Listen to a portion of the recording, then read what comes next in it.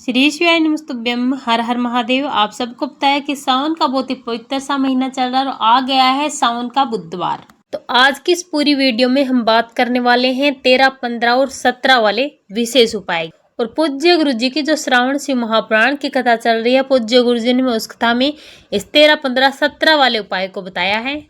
ये उपाय है धन संपदा का, जो आपको जरूर करना चाहिए। तो आज की वीडियो में बात करने वाले हैं हमें कौन सी चीजों को लेना है, कैसे करना है। इस उपाय को विस्तार से बताएंगे पूज्य गुरुदेव जी की कथा से सुन करके, समझ करके आपको समझाने का पूरा प्रयास करूंगा। परंतु उससे पहले अगर आप भी महादेव के सच्चे भक्त और महादेव की कृपा प्राप्त करना चाहते हैं तो चैनल को सब्सक्राइब करके कमेंट बॉक्स में हर हर महादेव जरूर लिखें।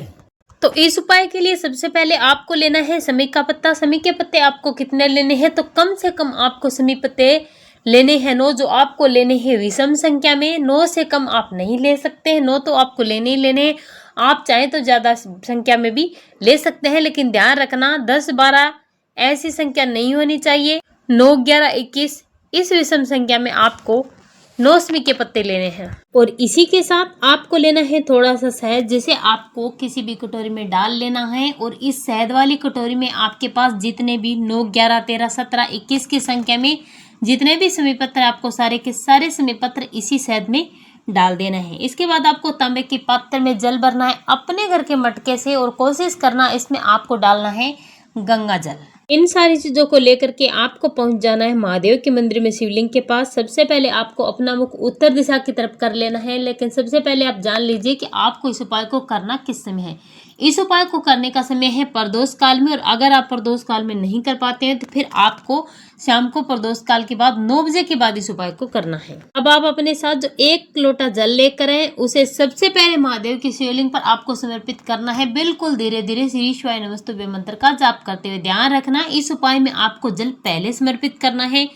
जल समर्पित करने के बाद आपके पास जो शहद में डूबे हुए 9 समी पत्र है, या फिर 11, 21, 17, 13 जो भी समी पत्र है, उनको एक एक करके जितना आप हो सके उतना महादेव की शिवलिंग पर एक एक करके चिपका दीजिए। अवधूतेश्वर महादेव के नाम से आपको ये समी पत्र महादेव की शिवलिंग पर चिपका देने हैं।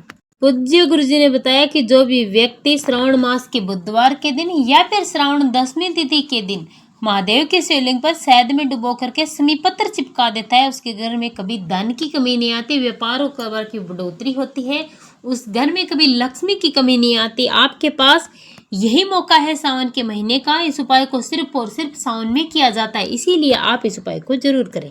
ये था हमारा पहला उपाय। चलिए बात करते हैं पूज्य गुरु जी द्वारा बताए गए दूसरे उपाय की, जो है आपकी मनोकामना की पूर्ति के लिए। कैसी भी मनोकामना है पूरी नहीं हो पा रही है, परेशान हो चुके हैं, कोई रास्ता दिखाई नहीं देता है, तो मात्र आपको इस उपाय के लेनी है 1 बेलपत्री। इसी के साथ आपको इस उपाय के लिए लेना है पीला चंदन। इस पीले चंदन को आपको कर लेना है गीला, गाढ़ा सा आपको पेस्ट बना लेना है। इसी के साथ आपको लेना है 1 चावल का दाना, और 1 लोटे में आपको जल भरना है अपने घर से, और इस जल में आपको गंगा जल डालना भूलना भी नहीं है।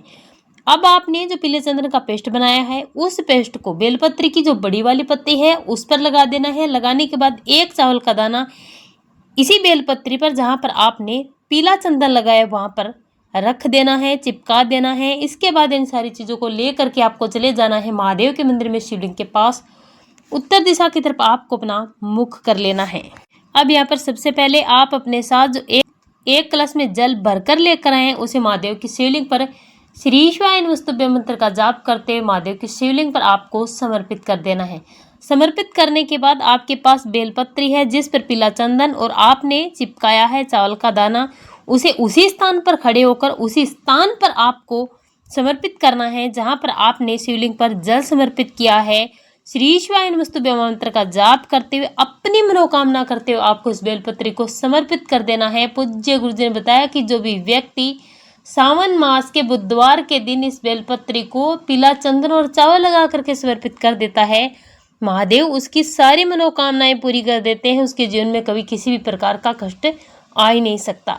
ये था हमारा दूसरा उपाय। चलिए बात करते हैं पूज्य गुरु जी द्वारा बताए गए आज के तीसरे उपाय की, जो है आप अगर अपना घर खरीदना चाहते हैं, अपना वाहन खरीदना चाहते हैं, कुछ भी अगर आप खरीदना चाहते हैं लेकिन आप वो खरीद नहीं पा रहे हैं, किसी भी प्रकार की परेशानी आ जाती है, अड़चने आ जाती है, आप अपना व्यापार और कारोबार करना चाहते हैं लेकिन आपका व्यापार और कारोबार चल ही नहीं पा रहा है, होने से पहले अगर आपको घाटा लग जाता है, फिजूल खर्ची हो रही है, रुपयों की बचत नहीं आ पा रही है, तो आपको आज का ये उपाय जरूर करना चाहिए। इसके लिए आपको लेना है 5 कमलगट्टे, इसी के साथ आपको लेनी है 5 काली मिर्च और साथ ही साथ आपको लेने हैं 5 लौंग। 5 कमलगट्टे, 5 लौंग, 5 काली मिर्च आपको पकड़नी है अपने राइट हैंड में और इसी के साथ आपको तांबे के पात्र में जल भरना है, लेकर चले जाना है महादेव के मंदिर में शिवलिंग के पास। अब आपको सबसे पहले अपने साथ जो जल लेकर है उसे महादेव के शिवलिंग पर श्री शिवाय नमस्तुभ्यं मंत्र का जाप करते हुए पूरा का पूरा जल पतली धार से आपको समर्पित कर देना है। भी आपको पूजा पाठ करनी है वो आप कर लीजिए, जो भी समर्पित करना है आप समर्पित कर दीजिए, लेकिन जो काली मिर्च, कमलगट्टा और लौंग लेकर हैं उन्हें आपको महादेव की शिवलिंग पर समर्पित नहीं करना है। इस बात का आप विशेष ध्यान रखें। पूजा पाठ करने के बाद, जल समर्पित करने के बाद जब आप मंदिर से बाहर निकलते हैं तो मंदिर की चौखट पर आपको एक साइड में कुंदकेश्वर महादेव के नाम से आपको 5 कमलगट्टे, 5 लौंग और 5 काले मिर्च समर्पित कर देना है। अपनी मनोकामना करनी है, जो भी आप खरीदना चाहते हैं उसके लिए महादेव से आपको कहकर अपने घर चले आना है। पूज्य गुरु जी कहते हैं कि जो भी व्यक्ति सावन बुधवार के दिन इस उपाय को कर लेता है वो व्यक्ति मात्र 3 महीने में जिस भी कार्य को करना चाहता है उस कार्य में वो सफल हो जाता है। चाहे वो अपना घर बनाना चाहता है, अपना वाहन खरीदना चाहता है, चाहे वो अपना व्यापार, कारोबार या दुकान चाहता है, जैसे भी आपकी इच्छा है, तो आपको सावन मास के इन पवित्र दिनों में ये उपाय जरूर करना चाहिए। और चलिए बात करते हैं आज के अगले उपाय की, जो है बीमारियों से मुक्ति के लिए आपको करना है मात्र 5 दुर्वा से, जो पूज्य गुरु जी ने अपनी अभी की श्रावण शिव महापुराण की कथा में बताया है। बीमारियों से मुक्ति के लिए आपको ये 5 दुर्वा वाला उपाय जरूर करना चाहिए। इसके लिए आपको लेनी है 5 दुर्वा। इस उपाय को करने के लिए बाहर नहीं जाना है, अपने घर पर ही आपको इस उपाय को करना है। 5 दुर्वा आपको अपने घर में भगवान गणेश जी की फोटो या मूर्ति है वहां पर जाना है। जो भगवान गणेश जी का दांत टूटा हुआ है उस तरफ आपको 5 दुर्वा समर्पित कर देनी है। मनोकामना करनी है, बीमारी से मुक्ति के लिए अपना नाम और गोत्र बोल देना है। इतना करने के बाद अगले दिन सुबह आपको 10 बजे से पहले पहले 5 दुर्वा उठा लेनी है।